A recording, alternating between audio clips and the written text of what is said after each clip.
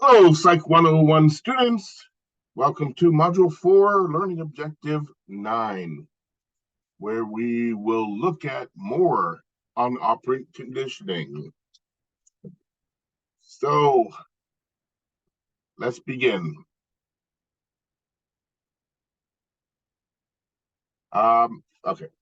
Reinforcement and punishment have opposite effects on behavior. Reinforcements are outcomes that increase the probability of a response. Reinforcement makes a behavior more likely to be repeated. Punishment is any outcome that decreases the probability of a response. So punishment makes a behavior less likely to occur again. So reinforcements increase behaviors, punishments decrease behaviors. Uh, Reinforcement and punishment can occur as two types, positive and negative. These words have no effective connotation to them, meaning they do not imply good or bad or an emotional state. Positive means that you are given something or something is added. It may be good or it may be bad, but something has been added. Negative just means that something is being taken away, good or bad. So once again, positive and negative doesn't mean good or bad, just means added or taken away. So this is important here. This graphic summarizes the four types of reinforcement and punishment. And what you need to do is in particular is pay attention to whether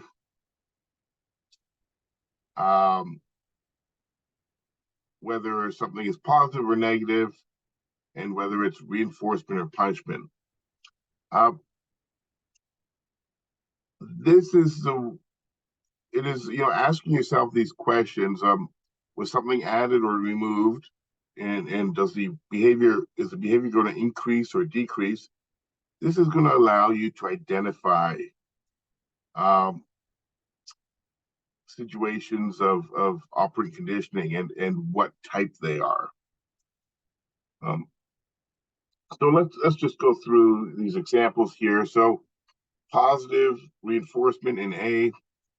An example is this rat presses a lever and gets some food. So it's positive reinforcement because a stimulus was added when the rat performed a behavior. He received food, and that's what makes it positive. Something was added. He received something. It's reinforcement because this is good for the rat, so he's going to increase his lever pressing behavior because it was a good outcome for him. So over time, he'll press that lever even more because he knows it brings him food. So positive and reinforcement for pressing a lever for food. Going to B, we have negative reinforcement. Students often can get confused with this one. But just keep in mind, negative is negative, so that means something is removed, following a behavior, and it's reinforcement, which means it's going to be a positive outcome. It's going to be something that you want because you're going to increase that behavior. So in this case, we send a shock through the floor that the rat is standing on, and the rat must press the lever to remove the shock.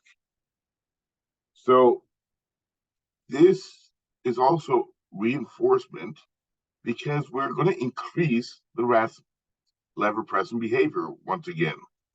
I mean, every time we send a shock through the floor, that rat's going to certainly, want to go press that lever. So we're increasing lever pressing. It increases the behavior, and it's negative rather than positive because the rat there's nothing being added to the rat like there was in A where he received food. Instead, something's being taken away. Um, uh, uh, a stimulus, an unwanted type of stimulus is being taken away, which is also, it's good for the rat. The shock is being taken away because of his lever pressing behavior. If we go to C, we have positive punishment. In this case, if the rat presses the lever, that starts a shock. He gets a shock from pressing the lever. Well, I'm going to suggest that rat's going to learn not to press that lever very often. So his lever pressing behavior is going to decrease once we start applying this positive punishment. Maybe he used to like to press that lever, but now every time he presses it, he gets a shock. So what we expect is that the rat will decrease its lever pressing behavior. And so it is a punishment. And it's positive because there is a stimulus being added based on after the rat performs a behavior. The consequence includes an addition of a stimulus. So he presses the lever, that's the behavior or the operant, and then a shock gets added, something that's unwanted by the rat. This is why it will decrease its behavior. And then we get to negative punishment. When the lever is pressed, food is removed. The rat's not going to like that. So it's negative because something is being removed following the behavior. And we expect the behavior to decrease, which makes it punishment because the rat's not going to want food removed, so it's going to stop its lever pressing behavior. So when you get examples, let's say on a test, and you have to identify, one of these four types of operant conditioning, you really need to just concentrate on asking yourself the two questions, like, is there something being added following the behavior, or is there something being removed? That's the first question. Like, figure out that tells you if it's positive or negative, and then just think, is the behavior going to increase, or is the behavior going to decrease? And that tells you whether it's reinforcement or punishment. And far too often, students try to, they think about the actual what they think about, the behaviors are happening in an example, and they think, oh, that one sounds like punishment, or that sounds like a reinforcement. I mean, you can't go by that. Because there are a lot of tricky situations that can come up in operant conditioning, and you really need to just concentrate on those two questions I mentioned. Figuring out is something being added or taken away, is the behavior going to increase or decrease. And so I'll give you an example. Just imagine that you had a test question that went something like this. I'm just kind of making this up as I go. Alice is a elementary school teacher, and one of her students, Johnny, has been misbehaving lately. Alice wants to end his misbehavior, and so Alice decides to firmly and sternly reprimand Johnny each time he misbehaves.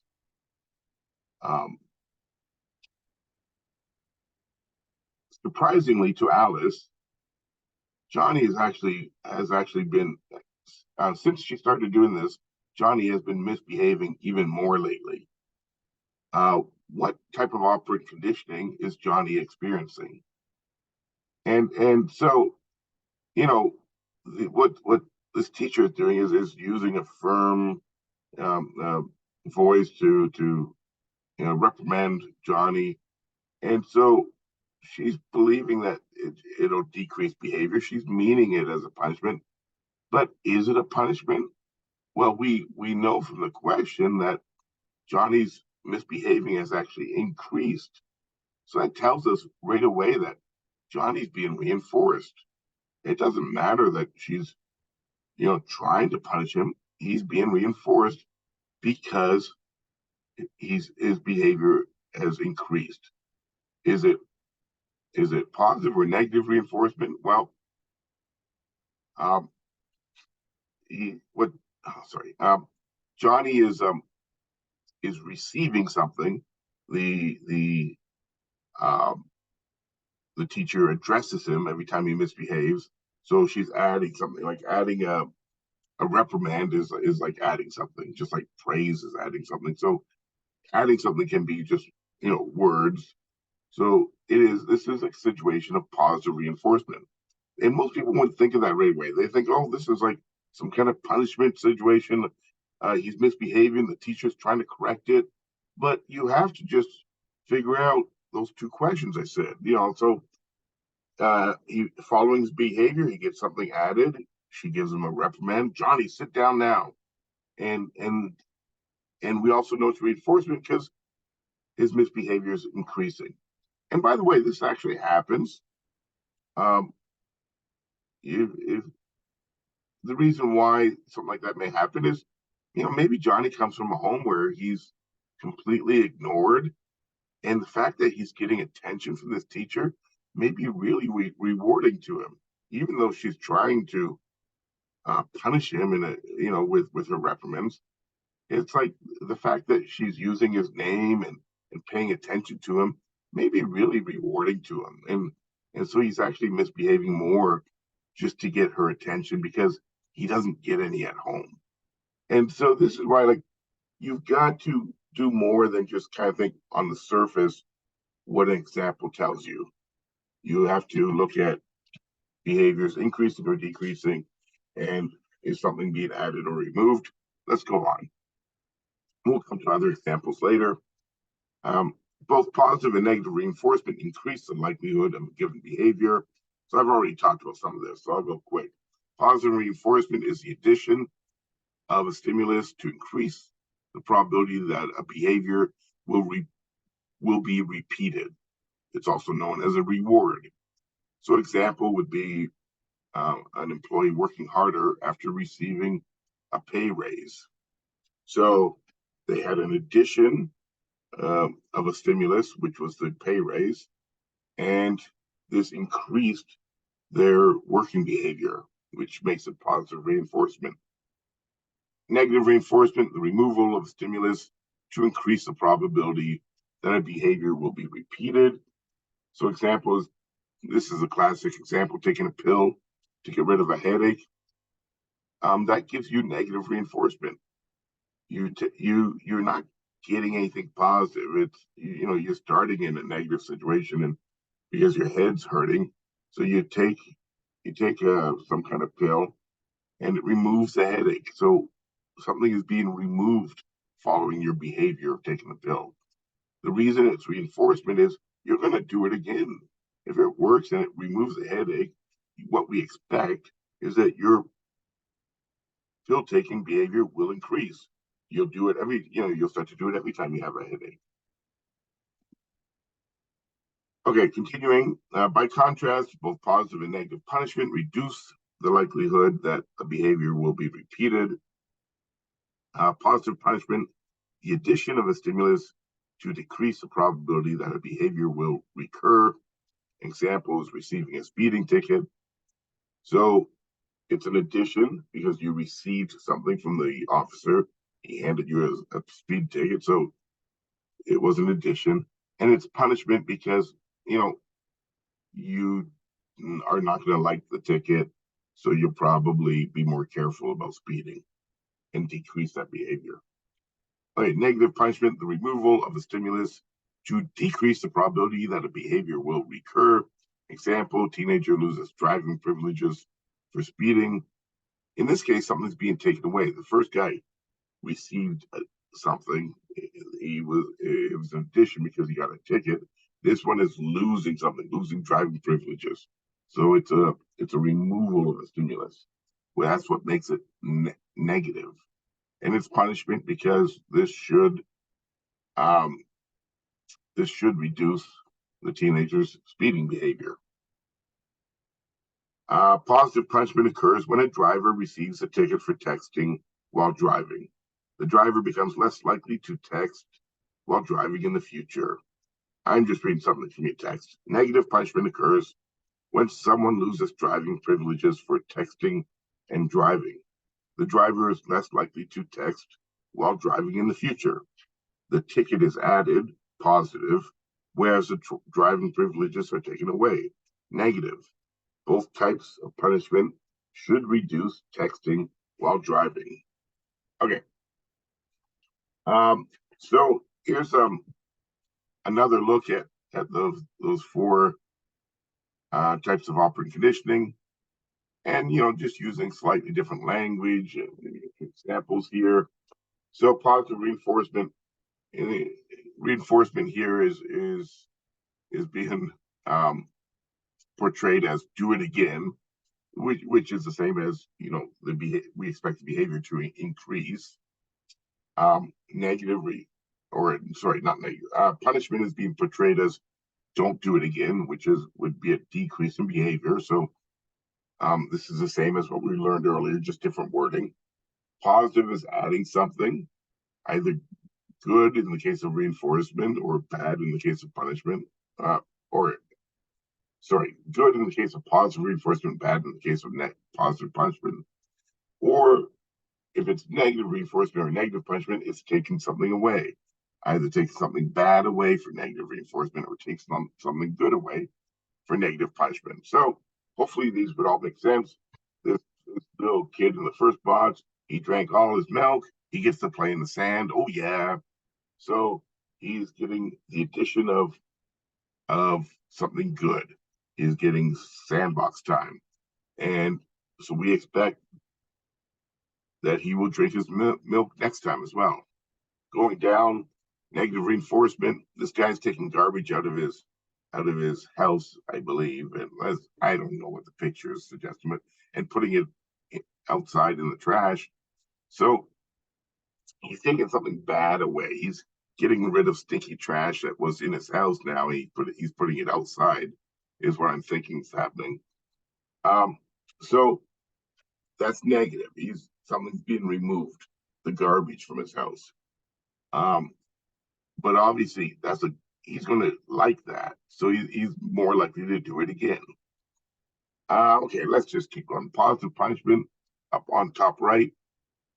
So a classic example of positive punishment is physical punishment. Something is being added. In this case, a spanking is being added, and it is punishment because you are hoping to decrease the child's behavior. Negative punishment, you're taking something away that the kids like. So, in this case, they're reaching for toys that the kids like.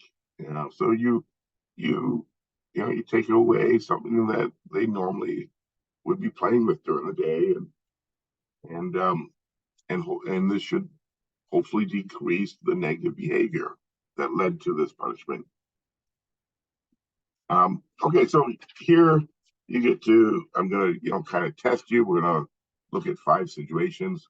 For each example, decide what behavior is being conditioned or modified. Next, decide the method being used. Is it positive or negative? Is it reinforcement or punishment?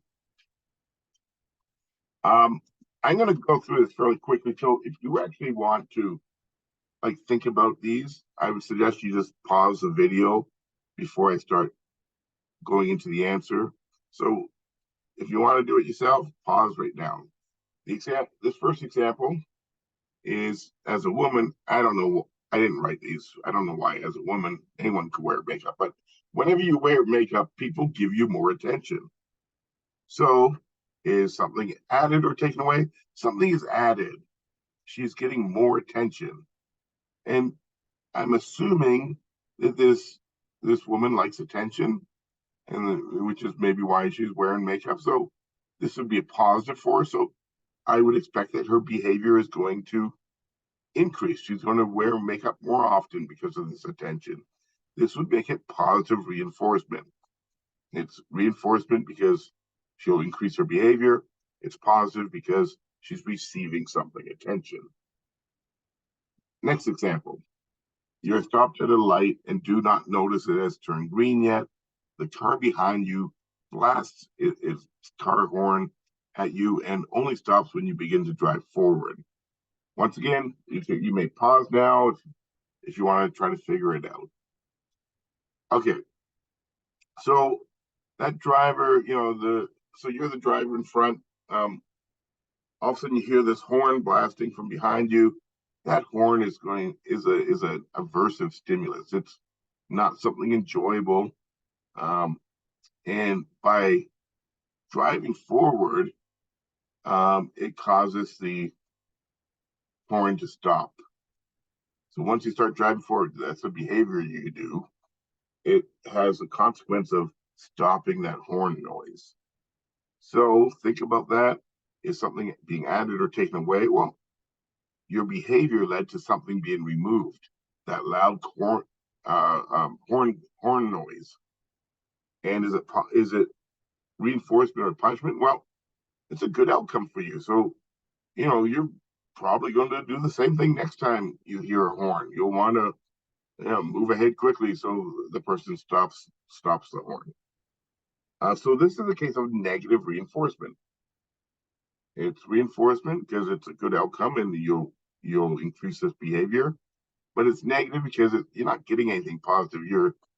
You're having something taken away, something that you don't like. The loud car horn. Okay, third one. Your mom says you can't go on vacation with your friends for spring break because you got in trouble at school. Okay, something being added or taken away. Well, this teenager's lost her spring break, so definitely something is being taken away. So we already know that this is negative. And is it punishment or reinforcement? Well, we expect what happened? She got in trouble at school. We expect that her trouble at school is going to decrease. So that was the behavior that led to this. She got in trouble. Well, she should be less likely now to get in trouble after this punishment. So it's a punishment because we expect she'll do less of that negative behavior. Okay, so that's negative punishment. Something being removed and the behavior should decrease. Okay, use a shock collar on your dog when it jumps on people or barks at them. So you are adding a shock to the dog after its behavior. So the dog barks at somebody, you're adding a shock. So we know this is a positive situation. And then, is it punishment or reinforcement? Do we expect the dog to increase or decrease its barking behavior? Considering that you're shocking him each time, I would suggest the dog's going to decrease that barking behavior or jumping on people behavior. So this is a case of punishment because the behavior is going to decrease. And this is how you figure these things out, just one word at a time. So I end up with positive and punishment. This is a case of positive punishment, similar to a spanking. Okay, in this one, let me read it first. Whenever your kid screams, cries, or complains, you give them candy to make them be quiet. For anyone that wants to pause, there are two questions to answer here. What kind of reinforcement is the child receiving? What kind of operant conditioning is happening with the child? What kind of operant conditioning is happening with the parent?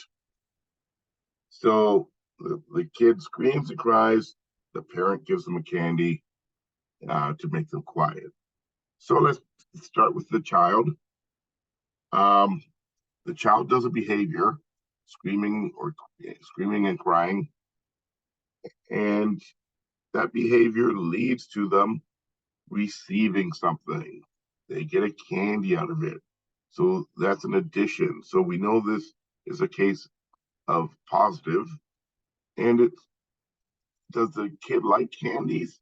Yeah, if he's a normal kid, he likes candy. So he's gonna he's gonna want more of them. So we expect his behavior to increase.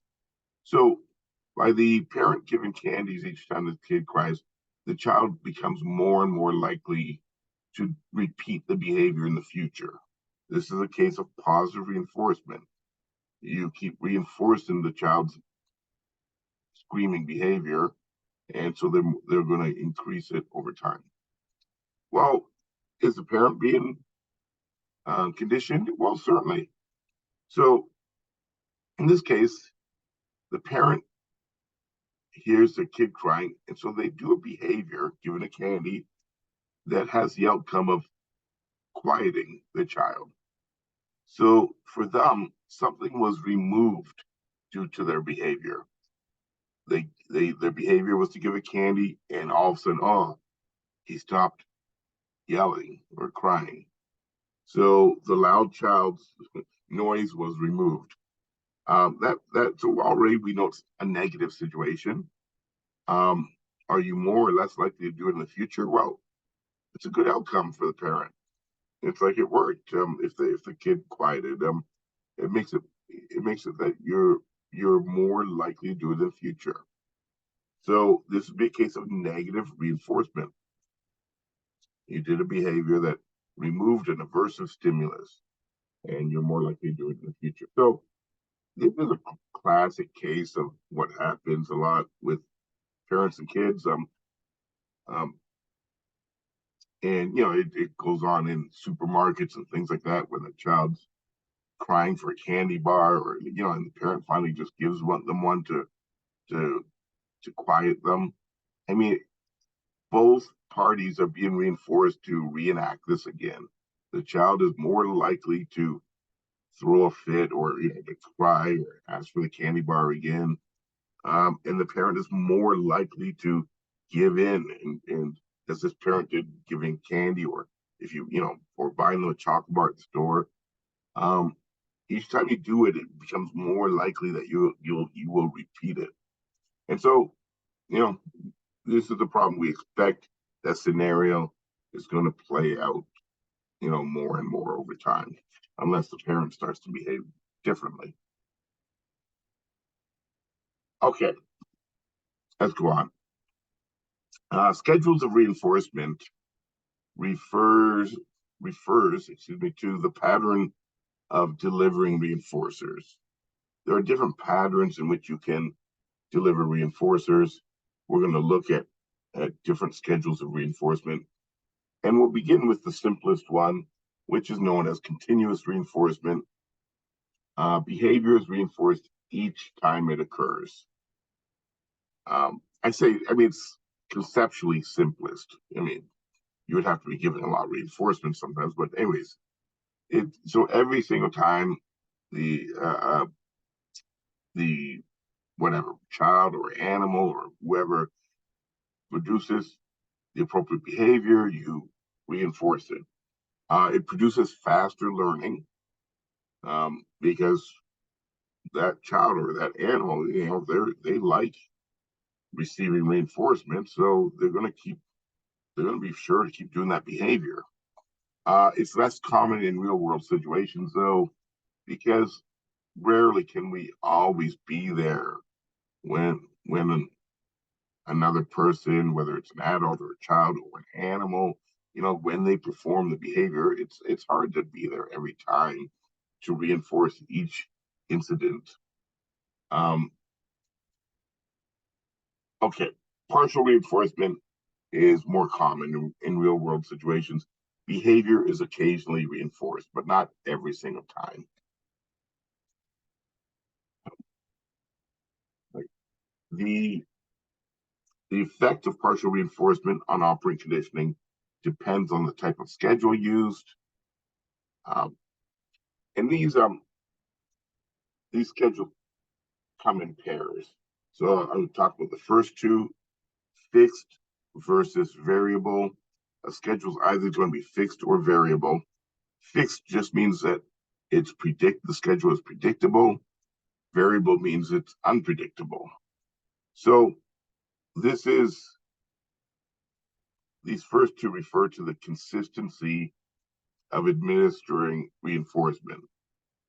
Is it happening, on some kind of predictable schedule, or is it happening on an unpredictable basis? Right? And then the next two, interval schedule or ratio schedule. This is the basis of administering reinforcement, meaning like, are you reinforcing the something that happens after a certain amount of time has gone by? That would tell us it's an interval schedule. Or does it have to do with a certain number of responses? That would tell us that it's a ratio schedule. So given that the schedules are fixed or variable, and they're also interval or ratio, this leads to 4 different schedule types. So you can have, oh wait, I thought it was coming up here. I'll just stay here. You could have fixed interval or a fixed ratio schedule, or you could have a variable interval or a variable ratio schedule. So you're always pairing one of the first two with one of the second two. Okay. A little learning tip here. This is a pretty good one. It's easy to remember the difference between the 4 schedules of reinforcement. Oh, they are listed here. Okay. Fixed interval, variable interval, fixed ratio, and variable ratio. Ask these 2 questions to get it right. So they're using a similar strategy as I suggested for figuring out what kind of operating conditions going on. You break it down into 2 separate questions. So first of all, you ask yourself, is the schedule predictable or does it change? Well, if it's predictable, then you know it's fixed. If it changes, it's variable. Okay, the second question, does the schedule refer to amount of time that has passed or to the number of responses that have occurred? If it refers to passage of time, that makes it an interval schedule. If it refers to number of responses, that's a ratio schedule. You put together the 2 words from questions 1 and 2, and you will know which of the 4 types of reinforcement schedules is being used. Each of these 4 reinforcement schedules have different properties. And these are graphs that represent typical response rates. And these graphs apply to, humans as well as to rats or to pigeons. You get the same pattern of responses for, very different animals, depending on the type of schedule used, reinforcement schedule. Let's look at these 4. So the curves show cumulative responses over time for 4 different schedules of reinforcement. First of all, notice that the steeper the line is, the greater the response rate. So like the 2 schedules on the right, the 2 ratio schedules, because you can see the lines are steeper going upwards. That means that in those schedules, the animal or human is responding faster compared to the 2 on the left, which are still fairly steep, but they're definitely not as steep as the 2 on the right. So you can tell like the speed, the response rate due to the the steepness of the line. Okay. Now we'll look at each one of them in as well as an example that's included here. Fixed interval. This is sometimes referred to as the cramming schedule, where students procrastinate studying for a scheduled exam as long as possible and then study a lot just before the exam. Those little tick marks are when reinforcement occurs, which in this case is the exam grade, is your reinforcement. So if you study hard, you get a good grade, that's a reinforcement to you. This and once again, this same pattern, this pattern of like these dips that you see on the screen here. This is known as a scalloped pattern, just like scalloped potatoes. Anyways, and it makes sense. This is a fixed interval schedule. This is like having a test. Let's say you're in a 15-week course, and there's a test every 3 weeks. So what's going to happen with studying behavior? Oh, it's week one. I'm not studying. Look how flat the line is down here at the start, and then it's like, oh, it's getting closer and closer to that first test, and all of a sudden the line starts to go, much more steeply upwards because you're cramming as the test is getting really close, you start really increasing your studying response. And then right after the test, oh, you relax again. I'm not going to start studying for the next test yet. And that's why, it starts to flatten out. So, a horizontal line would be like you're not making any responses. So you get this typical pattern for fixed interval schedules when you know when the dates are predictable and a certain number of behaviors or a certain amount of behaviors needs to be done by that date. Animals and humans, they tend to cram a lot of it in towards the end. Um, or actually, it's not really cramming it in towards the end. It's a little bit different in the animal studies. Uh, they get food uh, at each of these markings. Like if a rat hits the lever at least one time, after, let's say every 3 minutes. I'm not going to wait 3 weeks like for the students. Maybe let's say every 3 minutes there's food available. So let's say they've just gotten a piece of food. They're not going to start hitting the bar again right away because the rat's going to learn over time that it doesn't matter how much I hit the bar during the interval. There's not going to be any more food until 3 more minutes. I mean, they they they don't have watches or anything, but they have a sense of time. So as it gets closer to the next food being available, they start hitting that bar faster and faster, which would lead to this pattern here because they want to make sure they get the food as soon as it's available. And then once they get the next food, oh, they relax again, and they wait a while before they start increasing the behavior. And anyway, so the behavior increases in the schedule as the interval nears. As you get near to the end of the interval, behavior increases. Okay, but overall, compared to the other graphs, you have a overall pretty slow rate of response because there's because it's based on intervals on time and not like how many responses you do. Okay, the second one is a variable interval schedule. This is the pop quiz schedule. So you don't have regularly scheduled tests anymore. You can give a test any day, of during any class. So students must study more regularly for an unscheduled quiz. Um, and so you lose those scallops because they can't predict when the quiz is coming. So the response that you get is kind of a slow and consistent and steady rate of response. The most sensible thing is that you study the same amount each week, or before each class.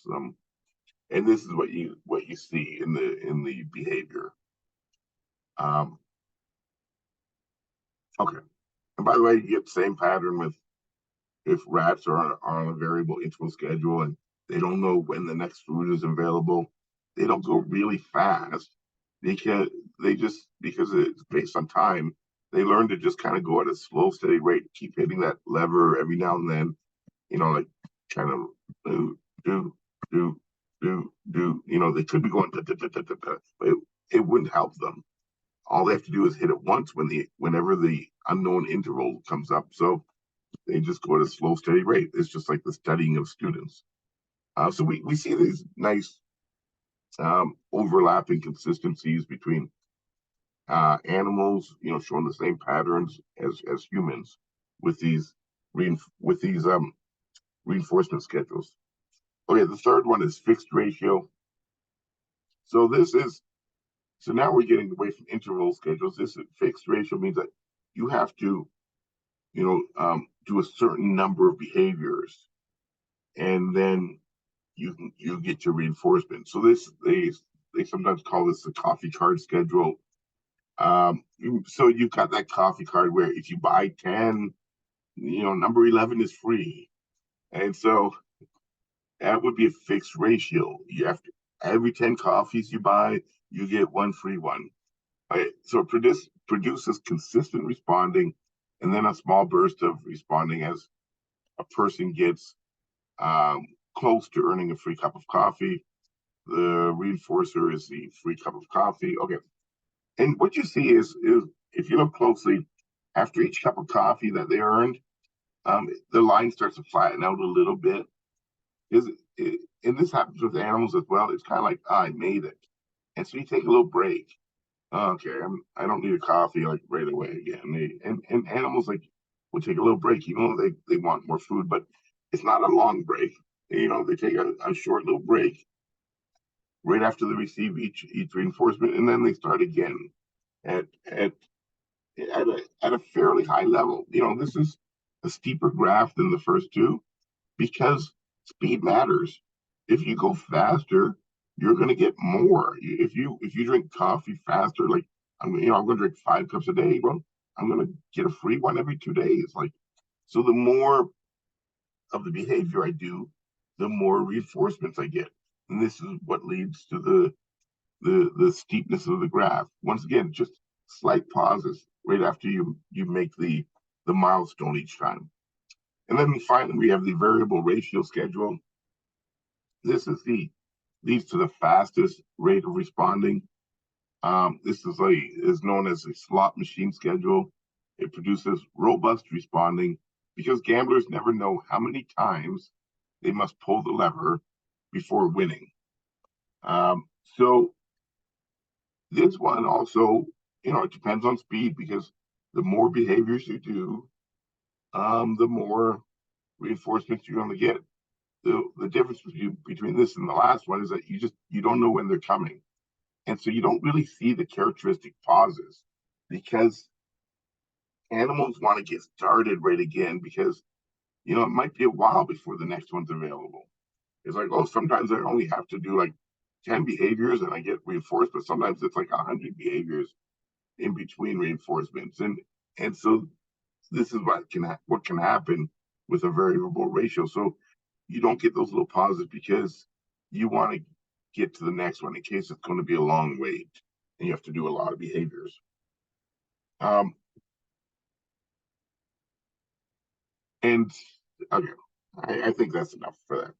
And we're still gonna revisit these schedules, you know, um, over these next 4 slides. I'm not going to add too much more, but so once again, just a little review: fixed interval schedule, reinforcing the occurrence of a particular behavior after a predetermined amount of time has passed since the last reward. Remember, fixed means the time intervals. Interval means that it's based on time. Okay. Example is a paycheck. It's a good example. I get paid every 2 weeks while I'm teaching, so it's my money for my job comes in on a fixed interval schedule. Okay. Variable interval schedule. So once again, this variable meaning the amount of time changes in between reinforcements. It is interval, so we know it is based on time. Reinforcing the occurrence of a particular behavior after an unpredictable and varying amount of time since the last reward. We already looked at the example of the pop quiz. You never know when the next one's coming. You get more consistent response rates compared to the fixed interval schedule. I'll give you 2 more examples. Random drug testing is always done on a variable interval schedule. It has to be variable because, like I'm talking about like random drug testing I'm thinking of athletes, but it could be for employees as well. But you can't know when it's coming. It defeats the purpose. So it's always a variable schedule for random drug testing, which is why they call it random. Okay. So you never know when it's coming, and it is an interval schedule because it's based on time. I mean, it might be 2 months that go by, it might be a year that goes by before you get tested. You might get tested twice in the span of half a year. Like so, they mix it up. It is randomized. Okay, another example is trolling for fish.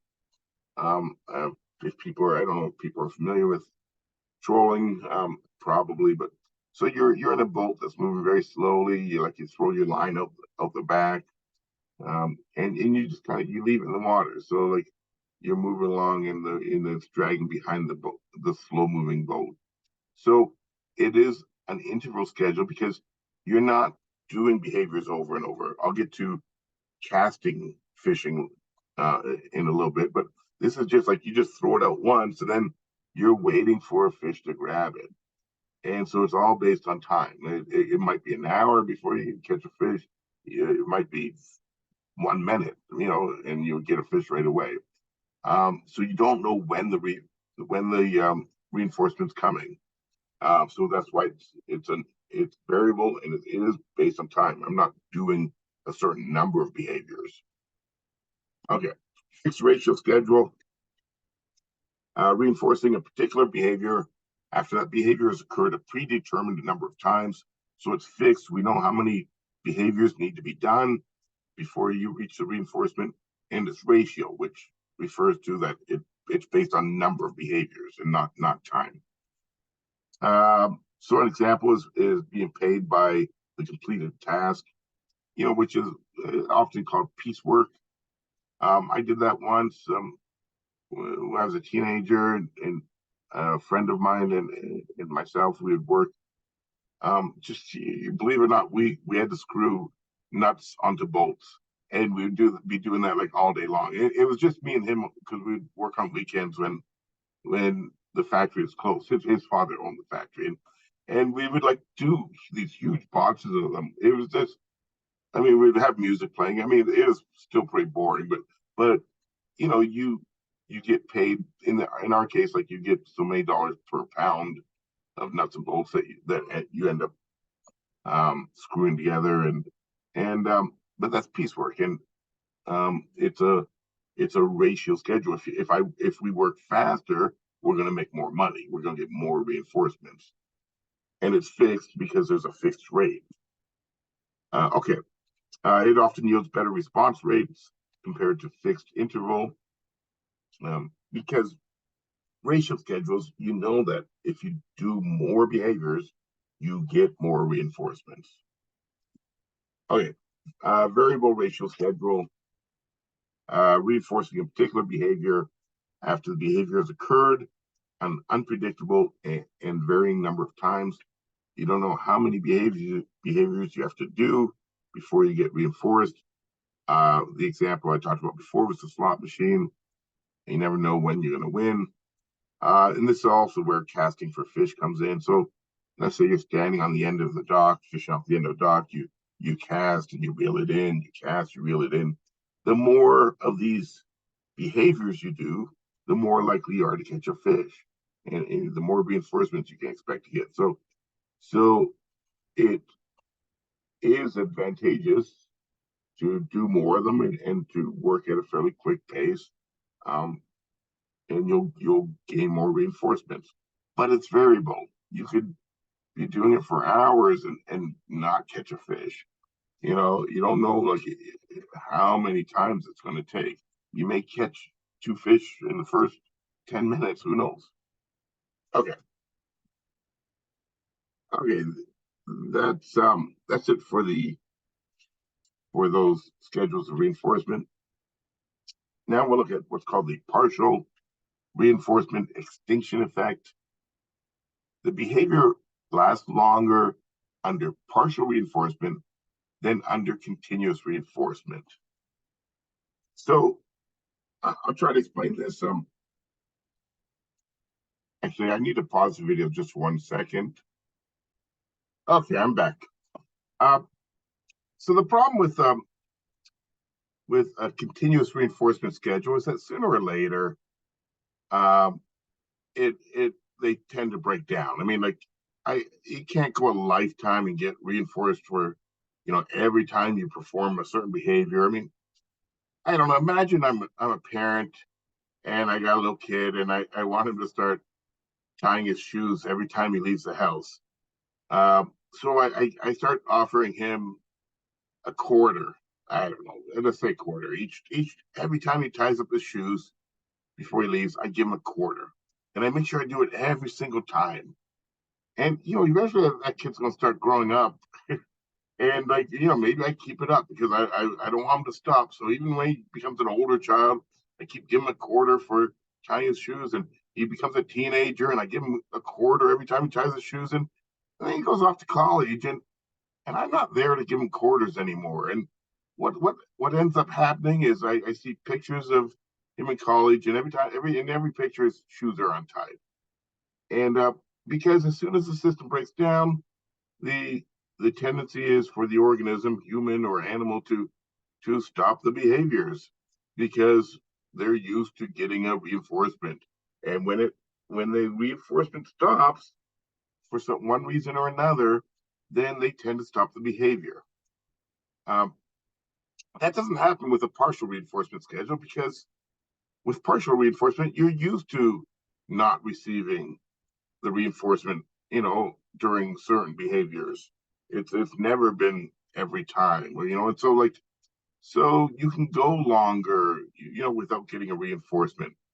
Um, Let me compare two machines. The partial reinforcement schedule is like a slot machine.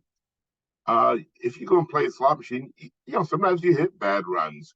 You may be at a machine for I don't know, for an hour and not be winning anything. I mean, you may be sinking a lot of money into it, but like those people don't give up, even during long losing streaks because maybe they just have to play one more time.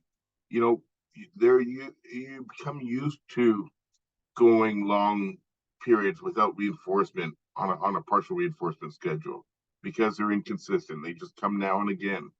And so you persist with the behavior much longer, even when you're not being reinforced. Whereas with the continuous reinforcement, think of something like a soda machine or a pop machine, whatever you call it. So let's say I have one right outside my office, and every day I go to work. At lunchtime, I go and I put $1 in the machine, and I get myself a Diet Coke, let's say. Um, well, the first time that's continuous reinforcement because every time I put the $1 in, I get the Diet Coke out. Now let's say I go to the machine one day and I put the $1 in and I push the button and no Coke comes out. And something's broken in the machine or something's wrong with it. Um, am I going to put another $1 in? Am I going to continue the behavior? No, of course not. I'm going to quit this behavior that I've been regularly doing. I'm going to quit it right away. This machine is broke, and so I am not going to perform the behavior. I've already lost $1, and it didn't give me the $1 back. So it's like because I'm used to it being consistent and giving me a reinforcement every time. As soon as I don't get it, I'm going to quit that behavior. It'd be stupid if I kept putting more and more dollars into it. However, that's what the slot machine player is doing because he knows that sometimes he doesn't get reinforcement. And maybe a bigger one might be coming later. But with continuous reinforcement, uh, it falls apart. It can fall apart too easily. Uh, the best strategy to create a behavior in a child or an animal or whoever is to initially use continuous reinforcement. That gets the behavior started. So you go for a while trying to reinforce every behavior. So like when that child's young and tying their shoes, I'm giving them a quarter each time. But then you start to gradually and slowly change it to a partial reinforcement schedule, and you explain it to them. Okay, now it used to be that you were getting quarters every day. Now it's going to be every couple of days, and then eventually it's like you know you're gonna just every now and then reward them when you see them walking around with tied shoes, and that partial reinforcement is going to keep the behavior going. they know that, oh, you're still recognizing it, even though I've gotten older, and I might be in college, but every once a month or every couple of months that you see me, oh, you throw me a couple bucks because you see my shoes are tied and you're proud of me. Like it can become more gradual over time, and it and the but it keeps the behavior going. I mean, that might sound silly, like giving a teenager or an adult, like, or a young adult, like money for the shoes being tied, but you get the point. Um, so this is a strategy that's recommended. This works well, in particular with younger children and with animals. It's a strategy you want to use to establish behavior for long term. Okay, we got a little bit more to go. Okay, punishment.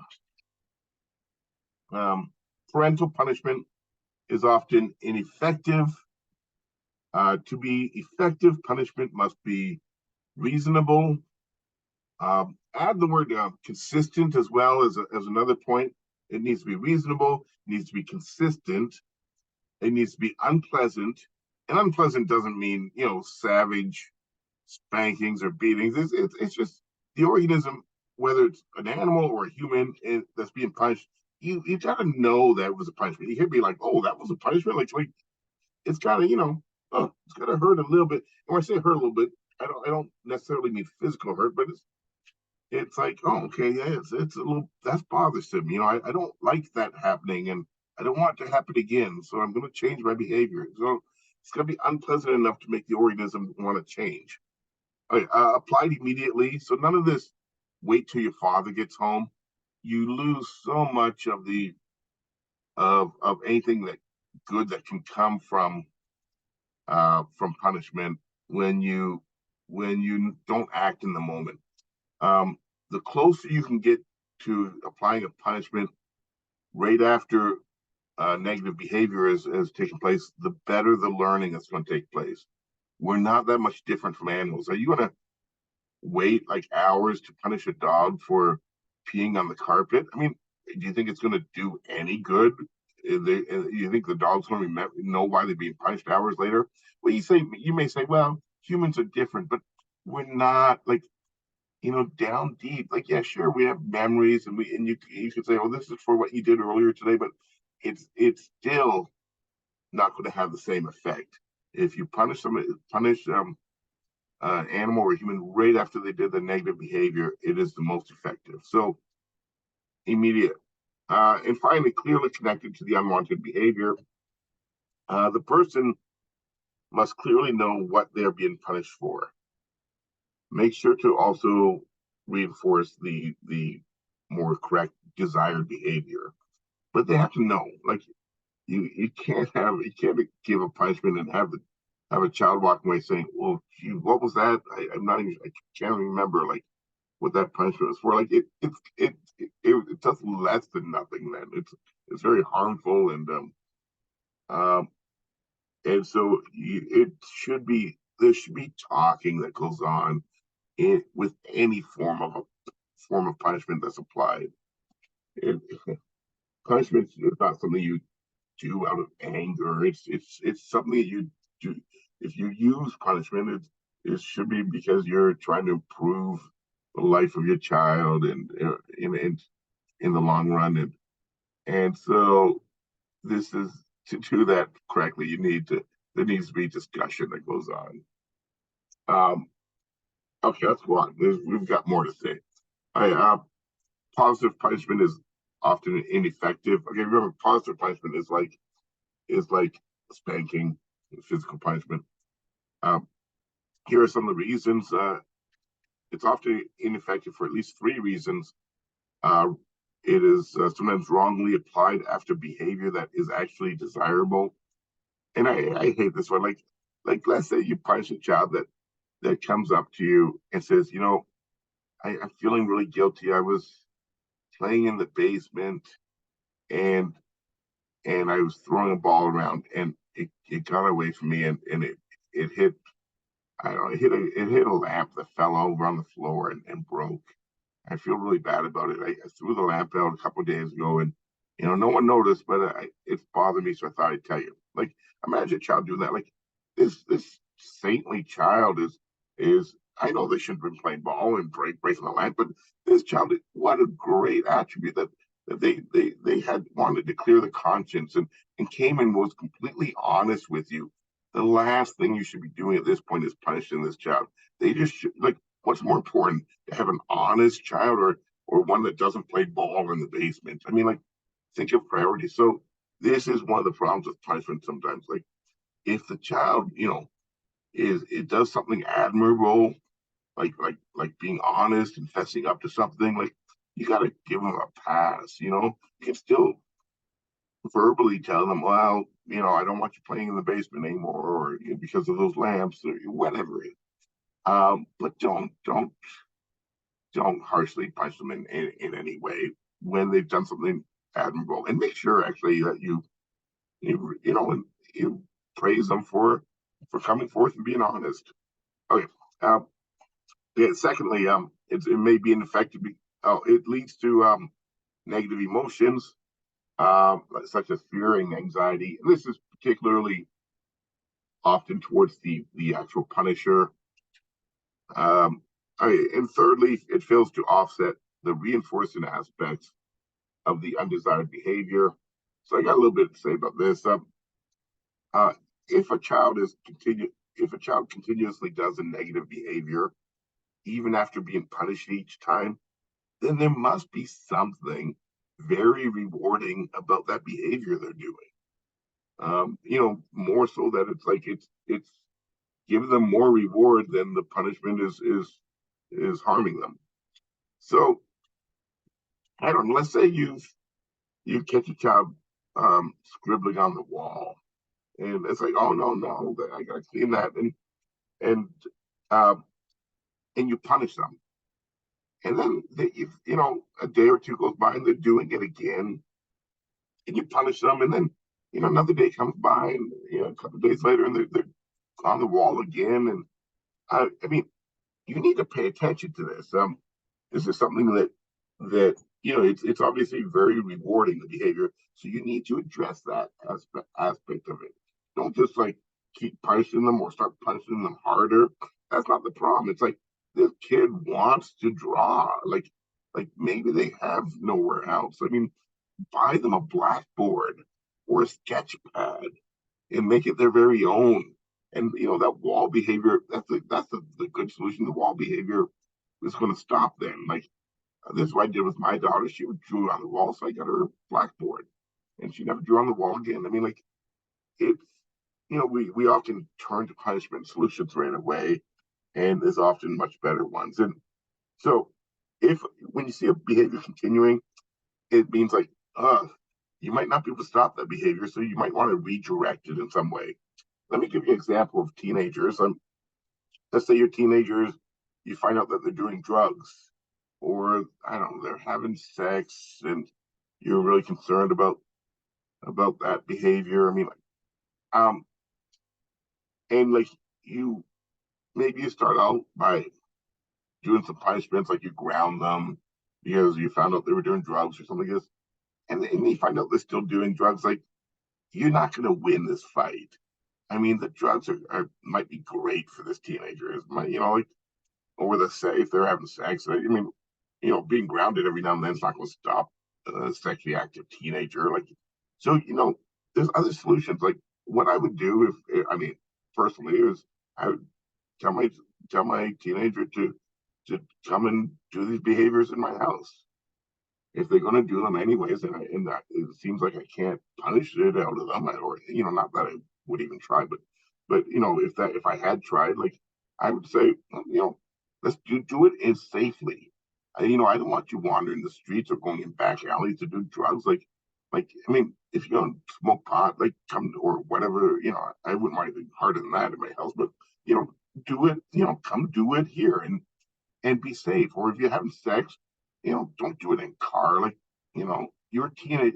I'm thinking of an older teenager, but like, then like, it's at some point we can't, we can't control everyone's life. And anyways, maybe I'm getting beyond the point here, but the point was that, if the simple punishment solutions don't work, then there is something rewarding about a behavior. If it keeps going on even after you punish it, then you've got to address that behavior. Like, you've got to realize that there are fights you will not win. And so you have to look for other solutions. Okay, finally, reinforcement is better than punishment at shaping desired behavior. Um, and so many psychologists, the majority of psychologists, support this. You should reinforce what you want them to do instead of waiting to punish them when they make a mistake. So, for example, I don't know. I'm going to use a teenage example again. Let's say I have a teenager that has a curfew, and my teenager is pretty responsible, and they're making the curfew most of the time. But then this one time comes and they're late, and am I going to all of a sudden out of the blue just slam them with a punishment? Oh, you're late tonight. Like, what about all those times that they came home on time? Um, it's it it would be better to actually be rewarding them for all of those times that they were on time. It's gonna give them a sense of pride that, yeah, they're responsible, that it is such a better outcome, and you're gonna achieve more than that punishment does. And the punishment has the negative side effects. It's going to create animosity. It's going to have hard feelings. So it's like, give them, and I'm not saying like, oh, every single night you're handing them like tons of money or anything. Like, I'm just saying, you make up some kind of reward system. If you make curfew every day of the week, then you get to borrow my car, on Saturday to go to the movies or whatever. Um, so it is, and once again, psychologists really agree with this, because it's more important to tell a child or a teenager what they should be doing instead of focusing on what they should not be doing, which is what many parents do with their punishments. They wait for the child to screw up, and then that becomes the big issue, and they hit them with the punishment, and they miss all those opportunities for you know tell the child, for reinforcing all the good things the child does, and reinforcing their responsibility, and you want the child to do good things. You don't want your child just to avoid bad things. Yeah. Okay. I better keep going. Yeah, I could talk all day about certain parenting things. Okay. Most psychologists believe that physical punishment is especially ineffective, yet spanking is very common in the United States. Certainly, the numbers have come down, but certainly over half the population in the United States still supports spanking. Um, but this is not true around the world. Um, Countries like Austria, Denmark, um, Israel, Sweden, and Italy have all banned physical punishment in homes and schools. That's Austria, Denmark, Israel, Sweden, Italy. Also, the United Nations has passed resolutions discouraging physical punishment. And also, a recent meta analysis has shown that spanking is not effective in improving children's behavior. And yet, we have over half of our population still supporting it in this country, despite all the evidence that keeps showing up in research that it is not a good method for improving children's behaviors or to socialize them. This is just a map looking at um, Europe in the bottom versus the United States on top. And you can see that there's much of Europe where spanking in the green color, where spanking is prohibited in both schools and the homes. So you're not allowed to spank your child even in your own home in those countries. And then the rest of Europe, we see a lot of blue where it's not allowed in schools.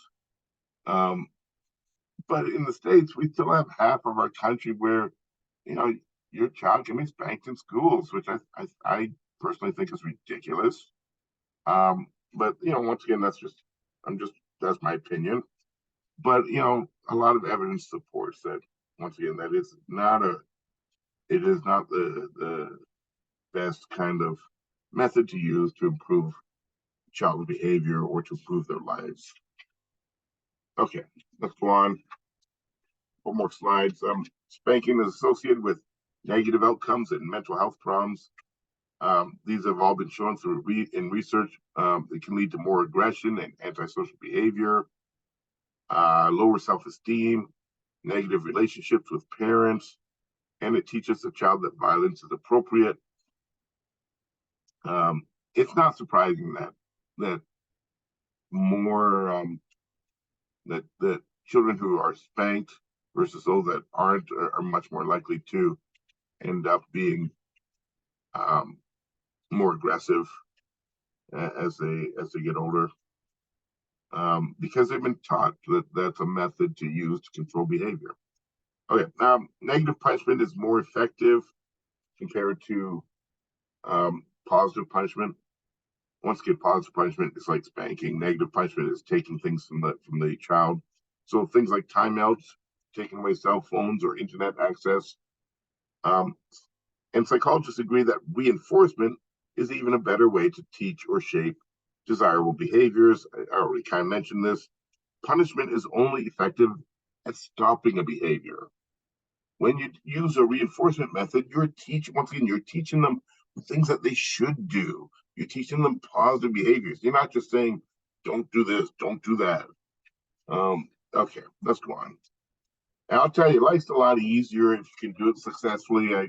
I've got a 17-year-old now that, great child, very smart and very well adjusted. And I can't remember ever punishing her. And people, I know what people say about that. Oh, they'll be spoiled, they'll be this, they'll be that. I mean, it's not if you do it right the other ways, and you do some of the things that research shows are effective, like maintaining a good relationship and so that the child wants to do things to to make you proud and to maintain a good relationship with you as a parent. And I mean, when you do things right, you can actually raise a child throughout their whole childhood and adolescence without using punishments. Instead, you just talk to them all the time, and you tell them things you don't want them to do or things you don't like that they do. You don't have to resort to, especially if the child has any intelligence, you don't have to resort to like using brutal methods, like I'm going to hit you or something. Okay, once again, I didn't want to get going on this, so let me move ahead. Where are we? Okay, last couple of topics here. Behavior modification, the use of operant conditioning techniques to replace unwanted behaviors with desirable behaviors. Token economies are sometimes used in schools or group homes or clinical settings like psych wards. Many teachers give tokens or stickers or pencils for obeying class rules, turning in homework on time, and helping others. At some future point, the tokens can be exchanged for rewards, such as fun activities or extra recess time. Okay, so that's what a token economy refers to. You use some kind of tokens or stickers or whatever. The kids collect them, or the psych patients, or whoever they might be, and then they might be able to buy treats or other things with them at some point. Okay, this will be our final slide, and I really just going to read through it. You guys can read more about this on your own. Behavior modification involves 6 steps. Identify behavior to change, set goals, monitor the behavior, select a reinforcer and decide on a reinforcement schedule, reinforce the desired behavior, modify goals, reinforcements, or reinforcement schedules as needed. Once again, I have nothing to add to that. And that will conclude learning objective 9.